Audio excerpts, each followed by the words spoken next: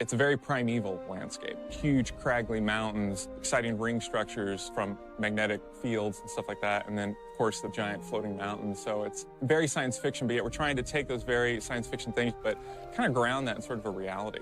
Regardless of the fact it was set in the future, the people of this world needed to feel that they had lived in the past, they'd been on a journey to this place, and I found that really exciting. We had a discussion, what kind of culture are they? Well, they're Neolithic culture. They can't use metals because they're in these very powerful magnetic fields. So they have to make everything out of bone and crystal and leather and so on.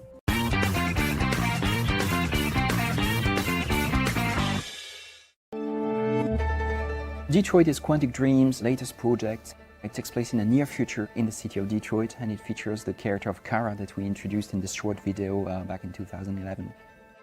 We're incredibly excited to announce it here in our own country, in Paris, at Paris Games Week. There are androids that look, speak, and move exactly like human beings. So they're really in this society, and they are used to do different tasks and different things. We didn't want to do sci-fi. We didn't want to invent any technology that doesn't exist in labs today. We wanted the world to look familiar to the player, so we really feel like, oh, I know this place, this is a real place, but at the same time be surprised at each corner.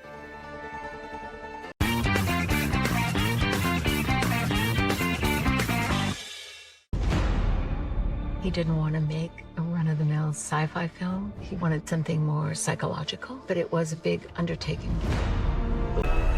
It's been called the greatest science fiction novel of all time, and is at its heart really a coming-of-age story, not just for Paul Atreides, but for humanity.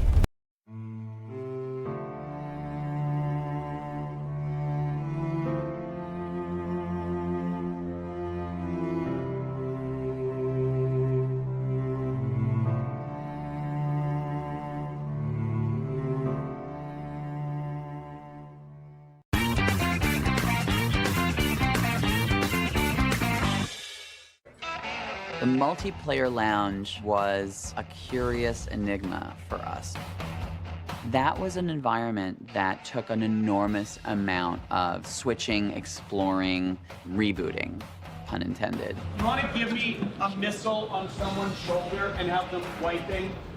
There was a lot of back and forth about if that was too bold a choice, or if that felt too sci-fi, too Ready Player One, too Matrix. And I think the answer for us came in a bit of a synergy between costumes, VFX, and production design, where the more outlandish avatars and the more extreme makeup and hair that you see in the film now feels justified given this environment.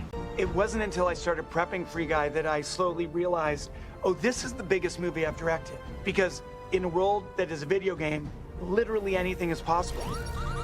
I don't have to conform to rules of reality, to rules of gravity, to rules of mass, density, physics, other science, things that I don't understand.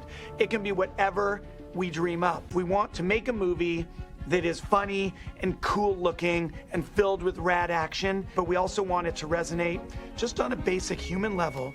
I think I'd like to try a cappuccino today. Excuse me? You get a medium coffee, cream, 2 sugars. That's what you get. That's what everyone gets. Every day, always. I just thought I'd try something different today, you know? Hi.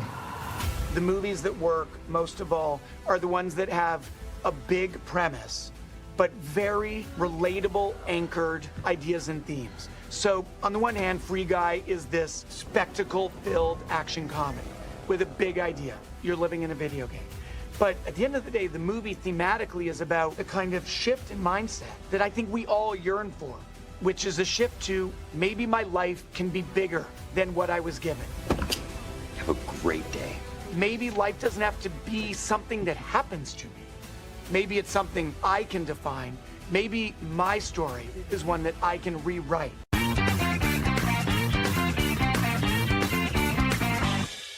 I've read that you see this as a work of speculative fiction. Speculative fiction is specifically, we could do it. And with The Handmaid's Tale, we could because we have. She says everything she imagined, as awful as it is, has real-life historical precedent. Hi, I would like to know, since you just wrote a book about science fiction, does this signal if you're now prepared to call your work, which you previously called speculative fiction, science fiction? No, because it doesn't take place on other planets or have aliens in it. And you can make a banner over the top called science fiction if you want to, and then make some subheadings. But anybody who, and Ursula K. Le Guin herself, you know, we all admit that there's a difference between books about things that really cannot happen and about other books in which there are things that really can do and have happened. They're just two different kinds of books. And since I believe in truth and advertising, I don't want somebody to pick up one of my books thinking it's the other kind. You know, thinking that they're going to get the spaceships and the rockets and then they're not there.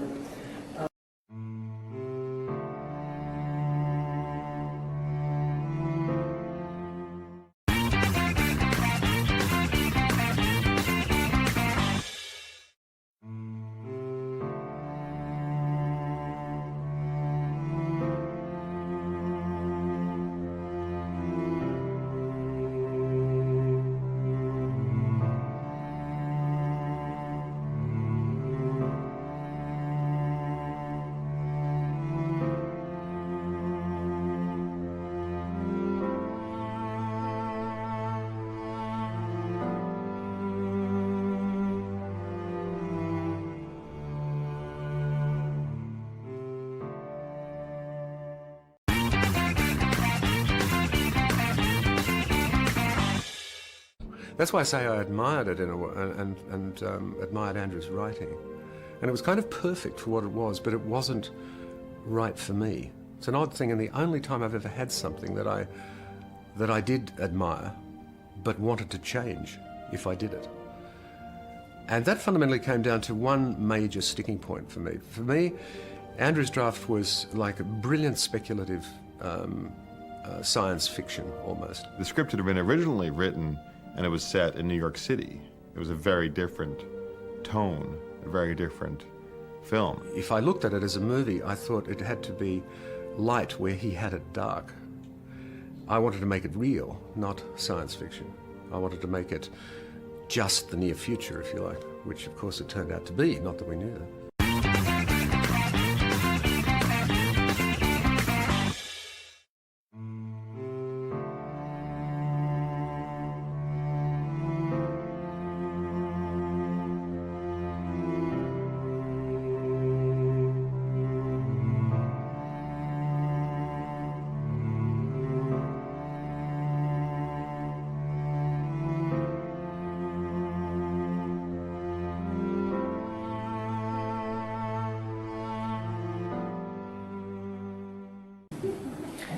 From Ursula K. Le Guin's long review article of The Birthday of the World. Science fiction is the box in which her work is usually placed, but it's an awkward box. It bulges with discards from elsewhere. Into it have been crammed all those stories that don't fit comfortably into the family room of the socially realistic novel or the more formal parlor of historical fiction or other compartmentalized genres, westerns, gothics, horrors, gothic romances, and the novels of war, crime, and spies.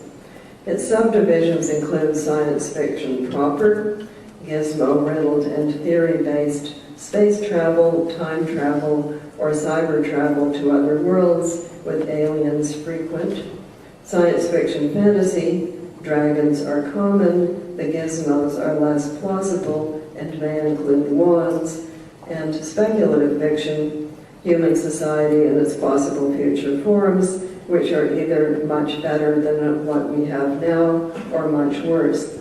However, the membrane separating these subdivisions are permeable, and osmotic flow from one to another is the norm. It's too bad that one term, science fiction, has served for so many variants, and too bad also that this term has acquired a dubious, if not downright sluttish, reputation. True, the proliferation of sci-fi in the 1920s and 1930s gave rise to a great many bug-eyed monster-bestrewn space opera, followed by films and television shows that drew heavily on this odoriferous cash. In brilliant hands, however, the form can be brilliant, which brings us to Ursula K. Le Guin. No question about her literary quality. Her graceful prose, carefully thought through premises, psychological insight, and intelligent perceptions have earned her the National Book Award, the Kafka Award, 5 Hugos, 5 Nebulas, a Newbery, a Jupiter, a Gandalf, and an armful of other awards, great and small. Her first 2 books, Planet of Exile and Rocannon's World, were published in 1966, and since then she has published 16 novels as well as 10 collections of stories. Collectively, these books have created 2 major parallel universes. The universe of the Ecumen, which is sci-fi proper, spaceships, travel among worlds, and so forth, and the world of Earth-Sea. The latter must be called fantasy, I suppose, as it contains dragons and witches, and even a school for wizards, though this institution is a long way from the Hogwarts of Harry Potter. The Ecumen series may be said very broadly to concern itself with the nature of human nature. How far can we stretch and still remain human? What is essential to our being and what is contingent? The Earthsea series is occupied, again very broadly speaking, with the nature of reality and the necessity of mortality, and also with language in relation to its matrix.